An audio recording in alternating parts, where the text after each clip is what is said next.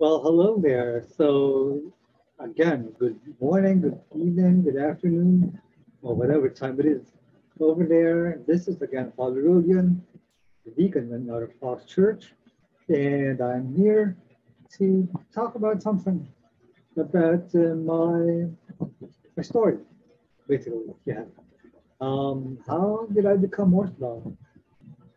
Well, first of all, I come from the Philippines, and of course, the Philippines is a predominantly a Catholic country. So that in mind, most of the people here are Catholic. I was born a Catholic myself. I was baptized in Kansas City, in the parish there, and then I spent my um, elementary, elementary in grade one, no, prep in grade one in Lourdes School before going to the Boston Academy when I was in grade two until I graduated from high school. Now, um, the thing is that growing up, I did have a Catholic education. I'm very thankful for that. It was great during those formative years that I had this Catholic background.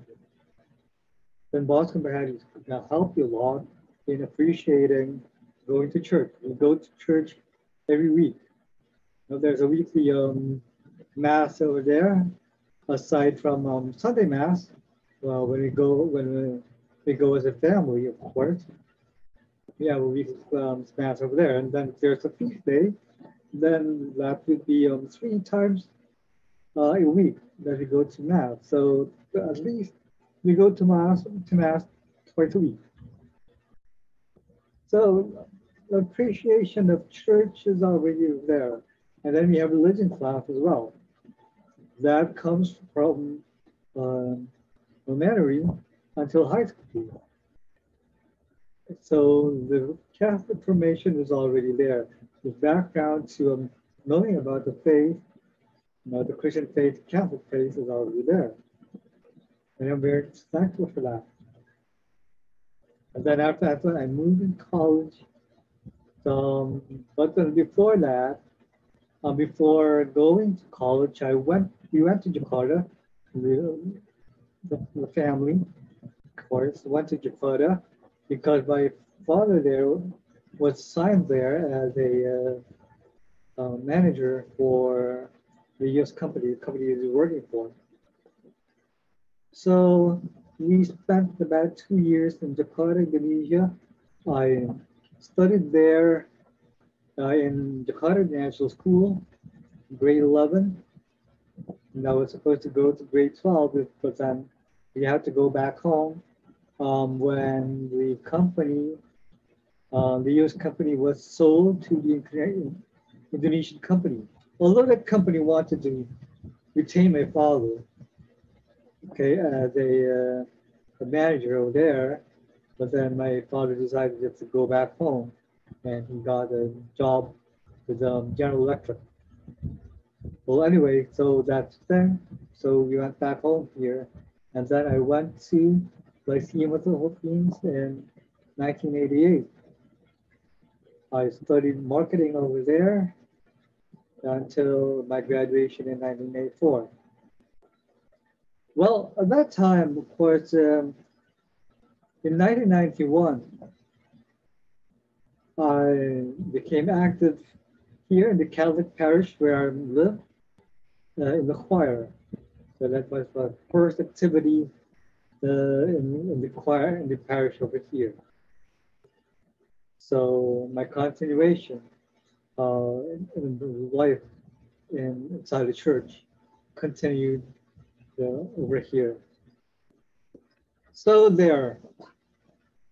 But then one thing that really led me to really studying my Catholic faith was when my sister became um, evangelical Christian, or more directly, born again. And so that led me to study myself about my faith. my Catholic faith. What does it mean to be a Catholic? So that started my journey in becoming a Catholic apologist. I began to buy books, Catholic books, starting from 1991. And one of the most influential books that I have was, of course, everybody's favorite as an apologist, Rome Sweet Home, the book made by Scott and Kimberly Han about their journey to the Catholic faith. Scott Han was a former Presbyterian minister who studied the Catholic Church and became a Catholic apologist himself. So there, I became a Catholic apologist myself. And so, but then what really strengthened my becoming a Catholic apologist was when Pope John Paul II came here in 1995, made a special visit over here. That really made my being a Catholic apologist stronger. I became more determined to really study about the Catholic faith. So, of course, when you're studying about the Catholic faith, when being an apologist, you have to do your research. That's why I began to buy books. I have 200 books about the Catholic Church, about being a Catholic. Until now, I still have those books. I also have the encyclicals by the popes, by Pope John Paul II, Pope Paul VI, Pope John the 23rd, some of the documents from Vatican II. I bought them. I have them. I have also the New American Bible. I think that that's the most used Bible that I have, even until today. Although I do have the Orthodox Study Bible, but then the New American Bible is the most used Bible I have because of the Catholic apologist back then. So anyway, like I said, I did my research. You really have to do research as an apologist, especially when I became involved and became active in online apologetics. As an online apologist, of course, you go to forums, you get to interact with Protestants, mainly Protestants, who really have those questions, those challenges to your faith. And as an apologist, of course, you really have to dig. You have to do your research. Of course, I did my research. Like I said, I bought the books. I also did my online research. I still have those my research sites that I go to. Okay, like for example, New Advent. That's one of my research sites. So that thing, those are the things that I did. And of course, like I said, as an apologist, when you're researching, you get to know things. And in my course of studying my research, I began to realize something, that the claims of Rome doesn't seem to match with historical data, especially in the first centuries of the church, in the early church. And that really made me question some things about the Catholic faith. The data that Rome claims that the primacy of the Pope, okay, started right from the beginning of the church onwards. But in my research, historical data doesn't seem to show that. It doesn't show that. Especially when you think of the fact that in the first centuries, when before Constantine, the Emperor Constantine, the church as a whole faced persecution. We all know that. But if you really think about it, um, the Pope was always in Rome, more or less. Okay, and the Bishop of Rome is there, and the Roman Empire, of course, this is dumb. Okay, it isn't dumb. It knows where it is. Okay, and if you think about it, if an organization, if it is attacked, if the head is attacked, okay, you strike at the head. Normally, what would happen if an organization would disintegrate? We saw that quite recently, for example, in Al Qaeda, when the U.S. Attacked and took out Bin Laden.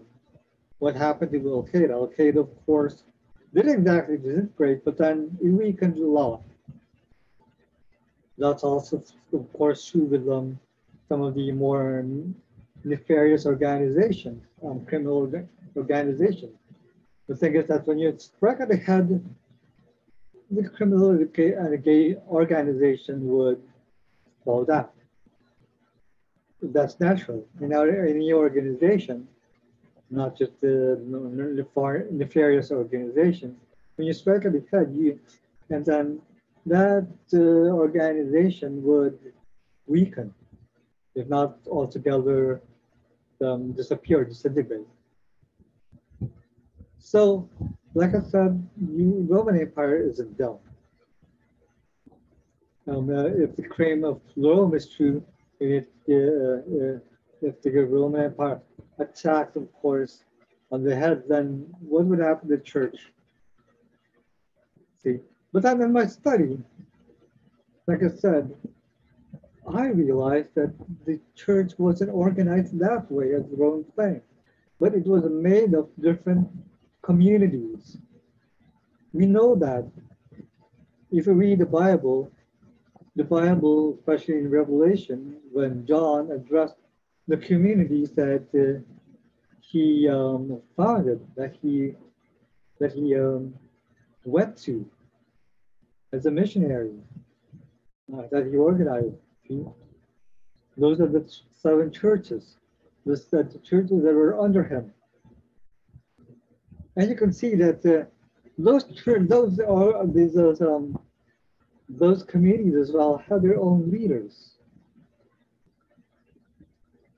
So I thought to myself that if knowing that the church would early on is facing those persecutions, wouldn't it be more likely that the church would make that the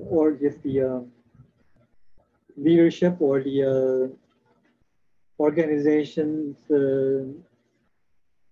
leadership or structure would be spread out, or how it would be handled would be spread out, so that if one point would be attacked, then the other point, the other communities would still function, would still go on. That would be much more sensible, so that the Roman Empire wouldn't know where to exactly to attack, and wouldn't take out the church with just one strike at the head. That would be much sensible.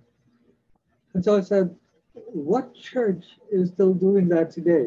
That that it's function that they have different communities, different leaders of those communities, but still functions as one church, as one body that has one faith, but still headed independently.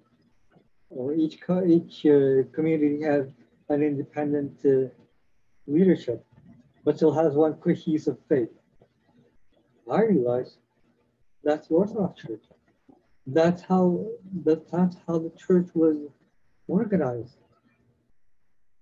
But then, of course, I'm going very much deeper. That yeah. My point is that um, that's one realization that I have. That's one point that made me question about the claims of the Catholic Church.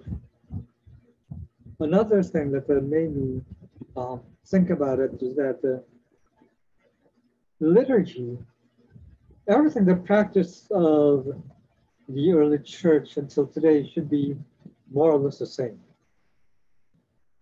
The Catholic Church claims, that's another thing that the Catholic Church has, that its practices, its practice, its faith, its beliefs, its teachings were the same from the time of the apostles onwards. But if you study about that one, there were changes. What are the changes in the liturgy itself? The Tridentine Mass was superseded by the new Novus Ordo, what they call the Novus Ordo, the order, the new Mass, as they say. And it wasn't just some minor changes here and there, but then the changes were drastic. And that's the point of some of the traditionalists today. The change wasn't just minor, it was drastic. And of course, when you have the change like that,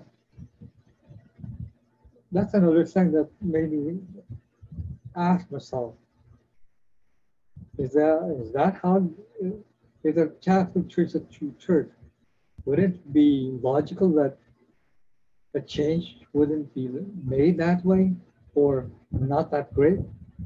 Now I understand that liturgy evolves over time, but if the evolution should still be that the basic principle, the basic structure should be there.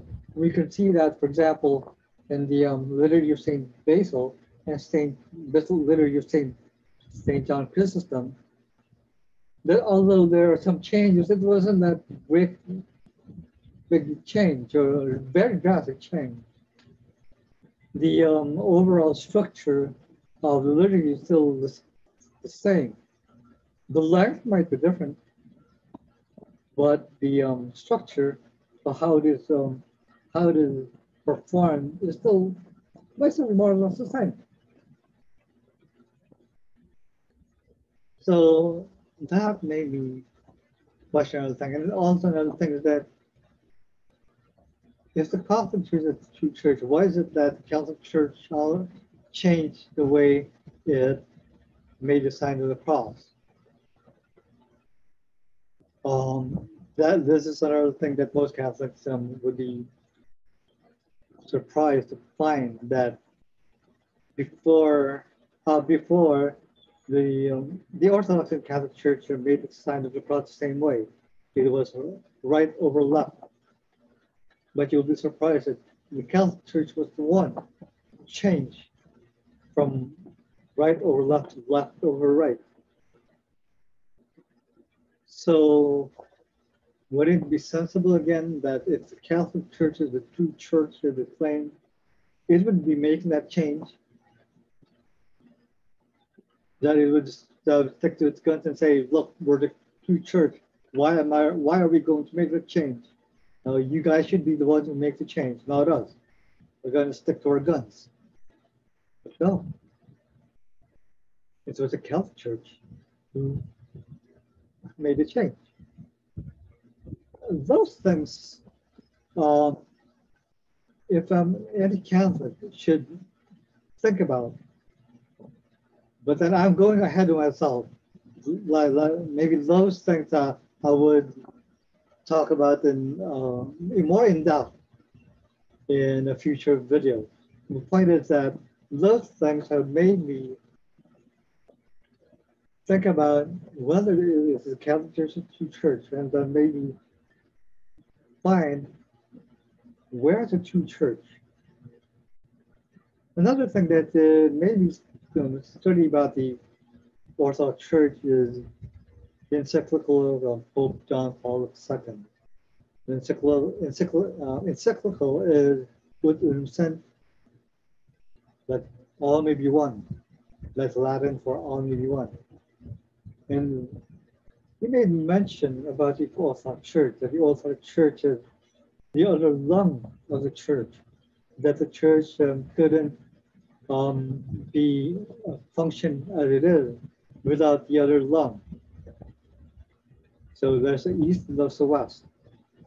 So that made me also think to myself that the Catholic Church, the true church, wouldn't it be then sensible that it would function without the other?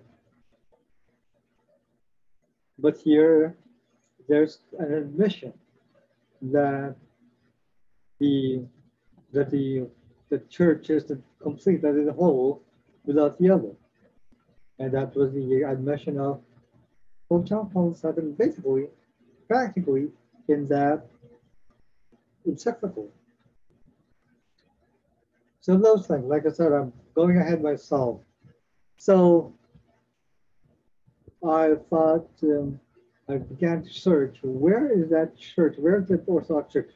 There should be an Orthodox Church nearby. And as it happens, there is an Orthodox Church nearby my place. And that is the Annunciation Orthodox Church. That's in the United Paranaque Five. Yeah, that is under the Ecumenical Patriarchate. I first visited that church in 2005.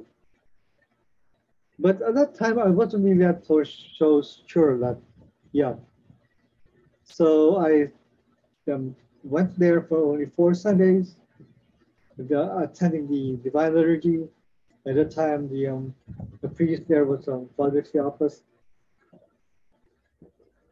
So it took me another 2 years before I went back, and I began to attend Divine Liturgy regularly, starting in August 2007.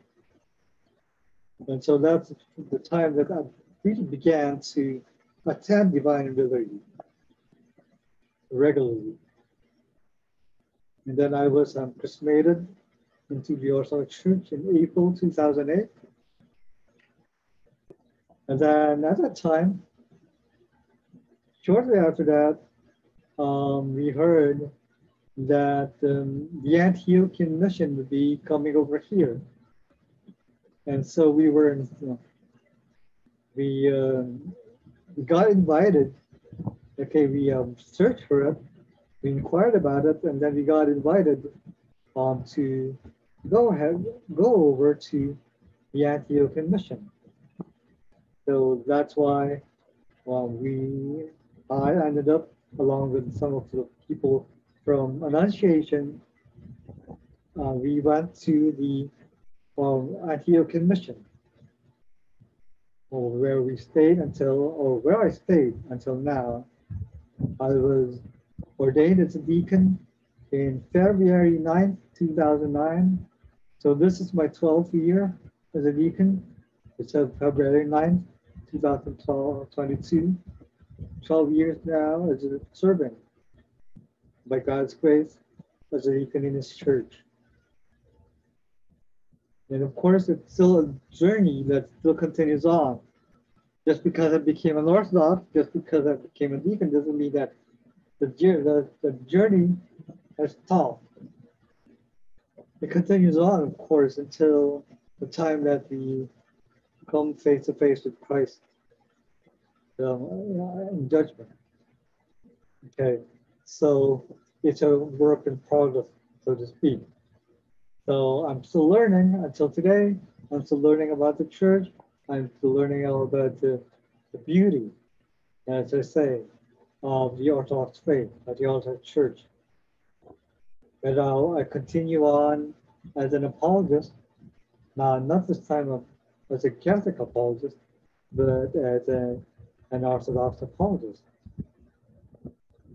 And there's still a lot of things to learn. And I'm just around 14 years as a overall as a Orthodox, and I'm very thankful that I'm here in the Orthodox faith right now. So that is my story. I don't know if it's a short or long. Like I said, I'm not so certain how long it is. My journey to the Orthodox faith, my journey to the Orthodox Church, started out, of course, as a Catholic, then as a Catholic apologist, and through apologetics, I began to see and realize that there's a church that actually continued on the faith of the apostles, the faith of the early church. And that is more perfectly, actually, that's a thing, more perfectly than what the Catholic First Church claims. And that church is the Orthodox Church. So I hope that you enjoyed this video. I hope that you enjoyed it. And if you like I keep saying, like and subscribe. Thank you for watching this video, and see you on the next video.